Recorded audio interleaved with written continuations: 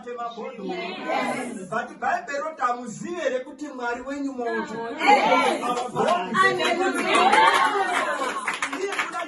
But let us make men in our own image. So know that image yamwari yemoto ndo image yati. Ndikuzibere wana Mwari. Takuda kufamba pachipoko poko. Mwari akanaka achinzi Holy Spirit. Mwari wati Holy Spirit. But you are not Holy Ghost. Nekuti katakutara zama ghost pane chigorito tochine moto mo. Are you ready to go? Hakuna mukristo anaita semotikari kunyangwe zvakadzvanya kana mota ikange yafira parod sekufa kwakaita umwe yako vamoisi chokutanga vanesa triangle yered chepiri wobva wabaya mahazards zvimwe nezvimwe ndakafa zvimwe asi kwete malife.